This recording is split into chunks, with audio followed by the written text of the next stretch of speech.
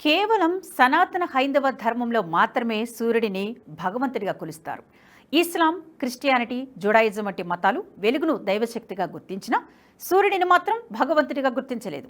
అయితే ఇస్లాం సూర్యుడు అల్లా సృష్టి అని చెబుతుంది. సూర్య నమస్కారం యోగాభ్యాసంలో అత్యంత ప్రధాన ప్రక్రియ. అయితే హిందువులు ఆచరించే సూర్య నమస్కారం కారణంగా కొన్ని ఇస్లామిక్ దేశాలు యోగాను అంగీకరించలేదు. కానీ యోగా గురించి ఇస్లాం ప్రపంచానికి శతాబ్దాల క్రితమే పరిచయం ఉన్నట్లు తెలుస్తోంది. దీనికి సంబంధించి ఇటీవల వివేకానంద ఇంటర్నేషనల్ ఫౌండేషన్ ఆసక్తికర సమాచారం వెల్లడించింది. అల్ బెరూని ఇస్లామిక్ తత్వవేత్తగా ప్రసిద్ధి. ఇతడు స్వయంగా చరిత్రకారుడే కాదు, గణిత శాస్త్రవేత్త కూడా. మహమ్మద్ ఘజనీ ఆస్థాన కవిగా భారత్లో 12 ఏళ్ల పాటు ఉన్నాడు. ఆ సమయంలో సంస్కృతంతో పాటు ఖగోళ శాస్త్రం, ఇతర శాస్త్రాలు నేర్చుకున్నాడు. తర్వాత కితాబ్ అల్ హింద్ పేరుతో భారతదేశ చరిత్ర రాశాడు.